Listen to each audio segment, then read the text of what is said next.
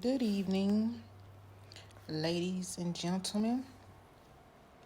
As I come before you, it's been a while as I'm prepping or sitting for a huge exam, but I constantly keep Yahweh or Yah on my mind because of things are happening rapidly fast. So I'm bringing this video to you today because as we see things are rapidly changing, we need to make sure we're ready and prepared to meet the Creator, which is Yah. And so just like it says here, Isaiah 42:8, I am Yahweh. That is my name. I will not give my glory to another. I will not let statues take the praise that should be mine. So this right here established that only He will take the glory and no other. No other. No angel, no son, no host of heaven, no Baal, no other. Yes, Yahweh is the Elohim of the armies. His name is Yahweh. Amos 4:13. He is the one who made the mountains. He created the wind. He lets people know his thoughts. And he let us know his thoughts right here in Torah. He changes the darkness into dawn. He walks over the mountains of the earth. His name is Yahweh, Elohim, all-powerful. And so as we begin to just give Yahweh the praise and give him all his glory and not to no other, I want to start off with the marriage covenant that we made with the Most High.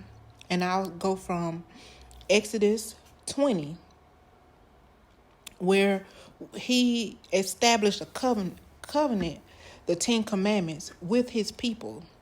And these are the things Elohim told his people. I am Yah, your Elohim. I am the one who freed you from the land of Egypt, where you were slaves. You must not worship any other gods except me. You must not make any idols. Don't make any statues or pictures of anything up in the sky or anything on the earth or anything down in the water. Don't worship or serve idols of any kind, because I, Elohim, Yah, am your Elohim. I hate my people worshiping other gods. People who sin against me become my enemies, and I will punish them. And I will punish their children, their grandchildren, and even their great-grandchildren. That is 4 generations, you folks. But I will be very kind to people who love me and obey my commands. I'll be kind to the families for thousands of generations. You must not use the name of Yah, your Elohim, to make empty promises. If you do, Yah will not let you go unpunished. You must remember to keep the Sabbath a special day. You may work 6 days a week to do your job, but the 7th day is a day of rest in honor of Yah, your Elohim. So on that day, no one should work, not you, your sons and daughters, or your men or women slaves, even your animals and the foreigners living in the cities must not work. That is because Yah worked 6 days and made the sky, the earth, the sea, and everything in them. And on the 7th day, he rested in this way. Yah blessed the Sabbath, the day of rest. He made that a very special day. You must honor and respect your father and your mother. Do this so that you will have full life in the land that Yah, your Elohim, gives you. You must not murder anyone. You must not commit adultery. You must not steal anything. You must not tell lies about other people. You must not want to take your neighbor's house. You must not want his wife. And you must not want his men and women servants, or his cattle or his donkeys. You must not want to take anything that belongs to another person. And these are the covenant. These are statutes that we made to the Most High, because guess what? These covenant will make us have harmony among us, and this will be pleasing to Yah. This will be pleasing to Yah. But we fail to do these covenants. And so here what he has to say about us not sticking to this promise of this covenant. And we're going to go to 2 Kings 17:6. And he says here, all right, so I'm not going to the right place, but it's okay. I must have wrote the number down wrong. So it says, as I look for the right place to go. Okay, it's 17:16. So it says here, the people stopped following the commands of Yah, their Elohim. They made 2 gold statues of calves. They made Asherah poles. They worshiped all the stars of heaven and served Baal. So this is what happens when you stop following the commandments. You end up worshiping demons, because that's the default. When you're not worshiping the Most High in his commandments, you end up by default worshiping demons, which he says here, they worship all the stars of heavens and serve Baal.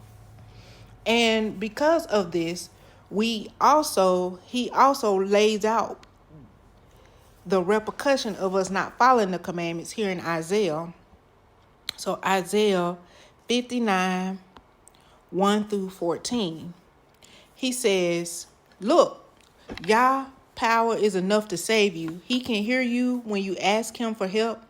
It is your sin. Sin is breaking the commandments that separate you from Elohim. He turns away from you when he sees them. That's because your hands are covered with blood from the people you murdered. Remember, thou shalt not kill. You tell lies and say evil things. See, thou shalt not lie on your neighbors. You can't be trusted, even in court. You lie about each other and depend on false arguments to win your cases. You create pain and produce wickedness. You hatch evil like eggs from a poisonous snake. Anyone who eats the eggs will die. And if you break one of them open, a poisonous snake will come out. Your lies are like spider webs. They cannot be used for clothes, and you cannot cover yourself with them. Your hands are always busy sinning and hurting others. Your feet run towards evil. You're always ready to kill innocent people. You think of nothing but evil. Everywhere you go, you cause trouble and ruin. You don't know how to live in peace. You don't do what is right and fair. You are crooked, and anyone who lives like that will never know true peace. All fairness and goodness is gone. There is only darkness around us, so we must wait for the light. We hope for a bright light, but all we have is darkness. We are like people without eyes. We walk into walls like blind people. We stumble and fall as if it was night. Even in the daylight, we cannot see. At noontime, we fall like dead men. We are always complaining. We growl like bears and moan like doves. We are waiting for justice, but there is none. We are waiting to be saved, but salvation is still far away. That's because we committed crimes against our Elohim. Our own sins speak out against us. We know we are guilty. We know we have sinned. We rebelled against Yah and lied to him. And we lied because we didn't keep the commandments. We didn't keep the covenant. We turned away from our Elohim and left him. We planned to hurt others and to rebel against Elohim from hearts filled with lies. We talked about it and made our plans. We pushed justice away. Fairness stand off in the distance. Truth have fallen in the streets. Goodness is not allowed in the city. However, even with all these things that we have done, there's still a way back to Yah.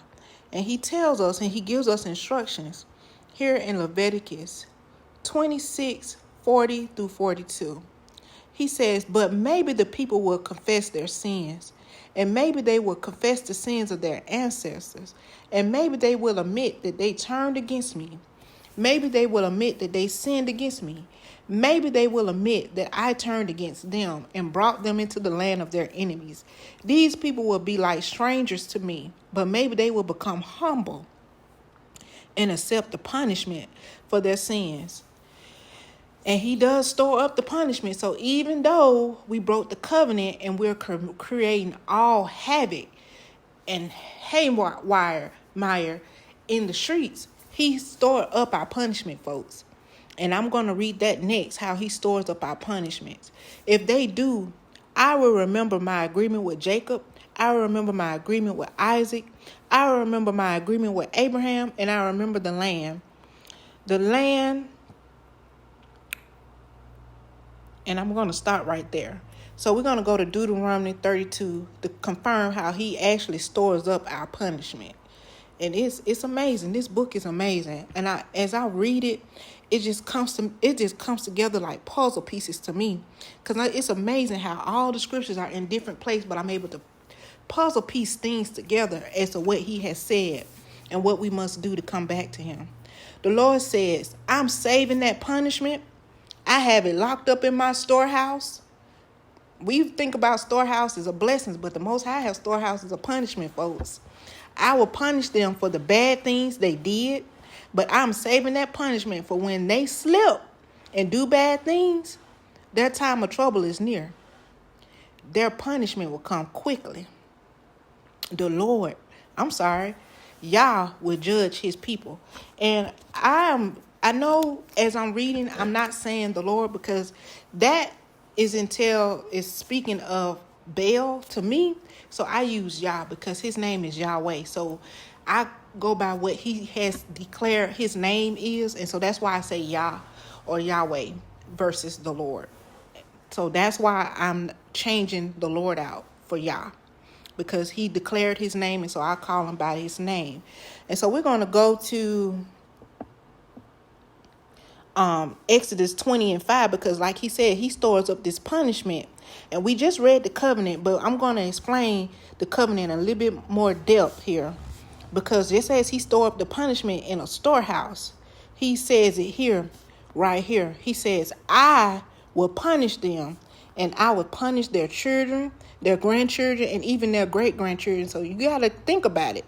That storehouse is being stored up for 4 generations. Can you imagine? The Most High will be still punishing us for 4 generations? I can't, but I've seen it. I witnessed it. Think about it. We were brought here in transatlantic slavery and scattered through the whole 4 corners of the earth. But the Most High said, like he said in Deuteronomy 32, 34 through 35, he stores up the punishments in a storehouse. And so he making it clear in the covenant, that's what he would do. He will punish. He'll punish us 4 generations, folks. So it's important that we honor these commandments. And it's important that we honor these covenants. And I'm going to show you what y'all would do when we honor these commandments and honor the covenant. So I'm going to go back to Isaiah 56, 1 through 6. And as you get there before I get there, he says here, Yah said, these things, be fair to all people. Do what is right, because soon my salvation will come to you. My goodness will be shown to the whole world. I will bless those who refuse to do wrong and who obey the law about the Sabbath. Some foreigners will choose to follow Yah.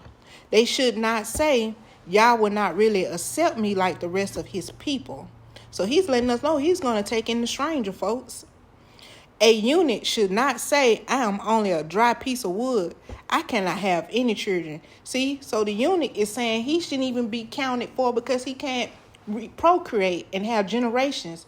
But the Most High says they should not say that, because Yah says some eunuchs obey the laws about the Sabbath. They choose to do what I want and they follow my agreement. So I will put a memorial stone in my temple for them. So the units that can't procreate and have generations after them, he's going to put a memorial stone in the temple. That is amazing. I mean, as I'm reading this, my understanding is opening up as I'm reading this to you guys. And I am amazed. Their name will be remembered in my city. Yes, I will give those units something better than sons and daughters. I will give them a name that will last forever. They will not be cut off from my people. Some foreigners, meaning the strangers, have chosen to follow Yah. They do this so that they can serve him and love his name and be his servants. They keep the Sabbath as a special day of worship, and they will continue to follow closely my agreement. And that is amazing that the Most High, regardless of any type of DNA defect or anything that would deem us to be, unworthy, he's saying as long as we follow his covenant and keep the Sabbath, we in good standing with him. That Sabbath is important, folks. And I'm telling you, it's been mind-blowing for me. I have been keeping the Sabbath for some years now. And the miracles that have come in my life has been mind-blowing to me. Just keeping the Sabbath. Just staying home, not doing anything but to praise and worship Yah and congregate with other Israelites through, Zoom or through the YouTube, chat, or just thinking on Yah and his promises and making sure I'm, putting the covenant as a mirror before me to do what is right. Because I'm not perfect. It's every day I'm cleaning up something that I didn't find offensive to Yah. But every day, every Sabbath, I'm able to go to that mirror and look to see what else I can clean up and make right with Yah. And so he says here, when we keep the Sabbath, when we keep the covenant, we can look forward to what? Salvation. Interesting. Because we've been told salvation come from somewhere else, but Yah said he brings the salvation. And so we're going to go to Isaiah 59, 15 to 21, because Yah actually describes his salvation to us in several different places, but we're going to start with Isaiah since we're already there. And we're going to go to Isaiah 59, and we're going to read 15 through 21. Loyalty is gone, and people who try to do good are robbed. Then Yah looked and saw there was no justice. He did not like what he saw. He did not see anyone speak up for the people. He was shocked to see that no one stood up for them. So with his own power, he saved them. Interesting. And see that salvation coming from Yah? His desire to do what is right gave him strength. He put on his armor of goodness, the helmet of salvation, the uniform of punishment. And remember, he has a storehouse of punishment, folks, and the coat of strong love. He will give his enemies the punishment they deserve, because he got to empty out that storehouse that he said he stored up. They will feel his anger. He will push all his enemies. People along the coast will get the punishment they deserve. People from the west to the east will fear Yah and respect his glory. He will come quickly like a fast-flowing river driven by wind from Yah. Then a Redeemer will come to Zion to save the people of Jacob who have turned away from sin. So once we start honoring the covenant, keeping the Sabbath, the Most High will take us out of here, like he said in Isaiah 56, and like he's saying here in Isaiah 59, that when we have turned away from sin, meaning we have come back to the covenant, we start honoring that agreement, he's going to redeem us. Then Yah says, as for me, this is the agreement that I will make with these people. I promise my spirit that I put on you and my words that I put in your mouth, you will never leave you. They will be with you and your children and your children's children for now and forever. So look at that generational promise, folks. The Most High, Yah, is giving us a generational promise that he will be with us forever and ever as long as we keep the covenant and keep the Sabbath. And I'm telling you, it's an amazing feeling to keep it and to have Yah place his spirit on you to keep the covenant and keep the commandments in the Sabbath. It's an amazing experience. It's an amazing experience. It's amazing. And so we're going to go a little bit more in depth because the Most High explains the salvation and what we should look forward to. Like he said here, when we have turned away from sin. So once we have turned away from sin, Jeremiah actually explains what happens when we as a tribe of people from Jacob turn away from sin. He goes into depth on this salvation. And so let's go to Jeremiah 30. And like I said, as you see, these pieces are coming together as I'm reading it and bringing you guys this word before the Sabbath. And it says, promises of hope. Oh, he'll go more promises because he's already made a promise in Isaiah. So here go more promises. This is the message that came to Jeremiah from Yah. Yah, the Elohim of the people of Israel, said, Jeremiah, write in a book the words I have spoken to you. Write this book for yourself. And this is why this book is called Jeremiah, because he wrote it for himself as he was instructed. Do this because the days will come. This is something we need to look forward to, folks. This message is from Yah. When I will bring my people Israel and Judah back from exile. Haven't we been scattered through the transatlantic slave trade to the four corners of the earth? This message is from Yah. I will put the people back in the land that I gave to their ancestors. So we don't even need to uproot ourselves and put ourselves in nobody's land, because the Most High said he's going to put us back in the land, and I believe he's going to do it. I've seen him fulfill so many promises, and I believe he's going to put us back in the land like he said. Then my people will own that land again.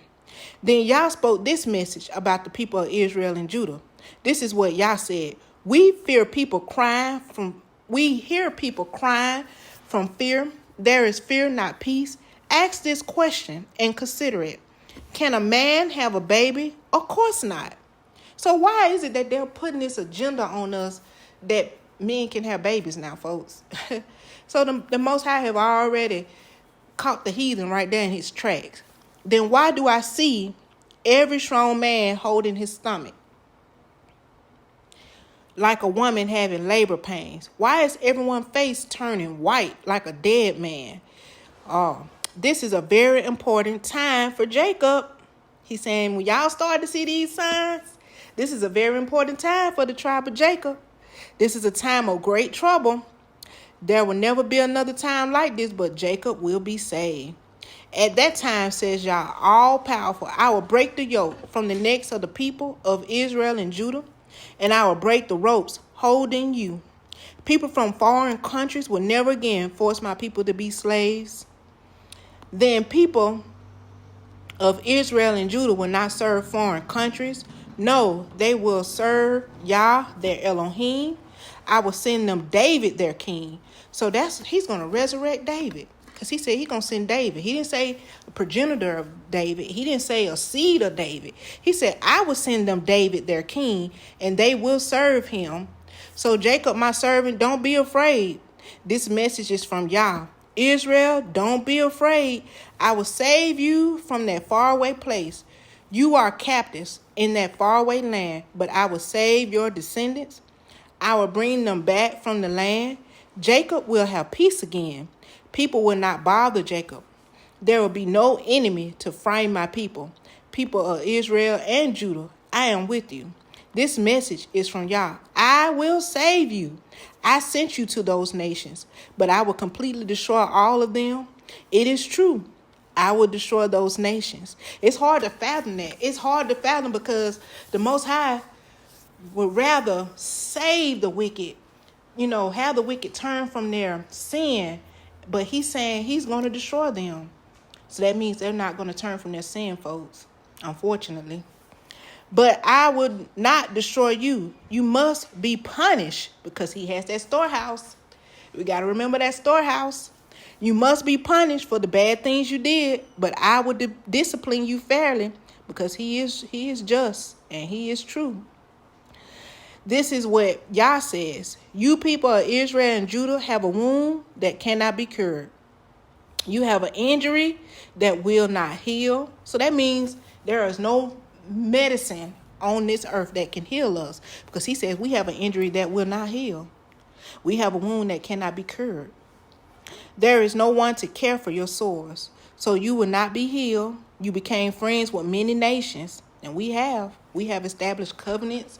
We've gone against Joshua 23 and made covenants with many nations. But those nations don't care about you. And that's true. Your friends have forgotten you. I hurt you like an enemy. I punished you very hard. I did this because of your great guilt. I did this because of your many sins. Israel and Judah, why are you still crying about your wounds? There is no cure for it. I did this to you because of your great guilt. I did this because of your many sins. Those nations destroyed you, but now they have been destroyed. Israel and Judah, your enemies, will become captives. They stole things from you, but others will steal from them. They took things from you in war, but others will take things from them in war. And I will bring your health back and heal your wounds, says Yah. Because other people said you were an outcast. They said no one cares about Zion.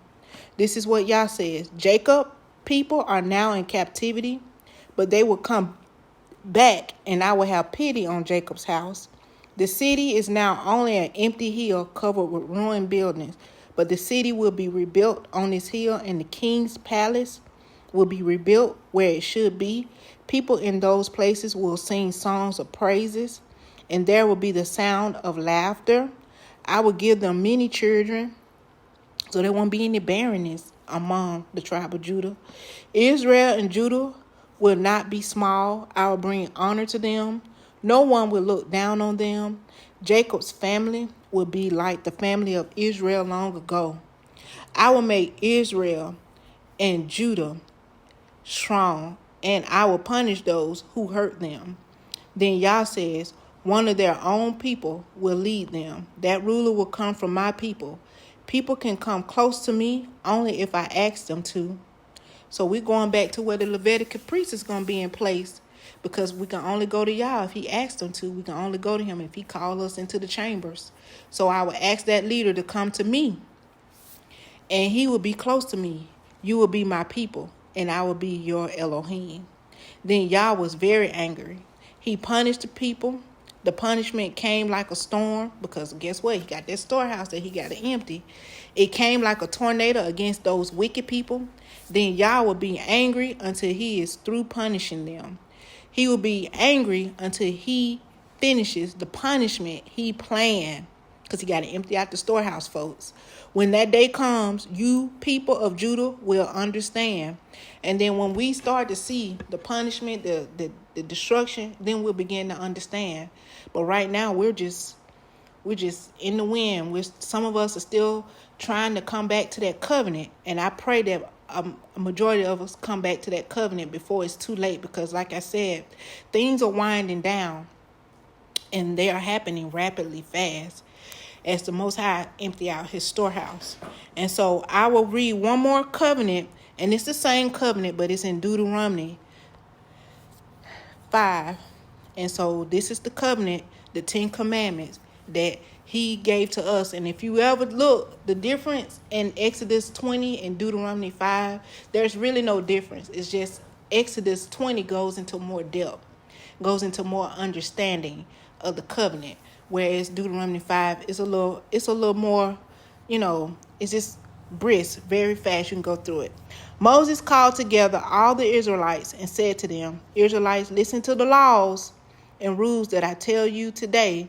Learn these laws and be sure to obey them, because remember, he stores up the punishment. Then Yah, our Elohim, made an agreement with us at Mount Horeb. Then Yah did not make this agreement with our ancestors, but with us. Yes, with all of us who are alive here today. Then Yah spoke with you face to face at the mountain. He spoke to you from the fire, but you were afraid of the fire, and you did not go up to the mountain. So I stood between you. And this is Moses saying, I stood between you and Yah to tell you what Yah said. And he said, I am Yah, your Elohim. I am the one who freed you from Egypt, where you were slaves. You must not worship any other gods except me. You must not make any idols. Don't make any statues or pictures of anything up in the sky or in anything on the earth or anything down in the water. Don't worship or serve idols of any kind, because I am Yah, your Elohim. I hate for my people to worship other gods.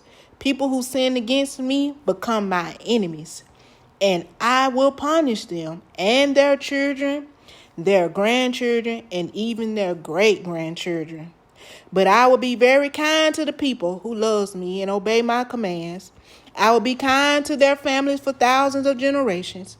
You must not use the name of Yah, your Elohim, to make empty promises.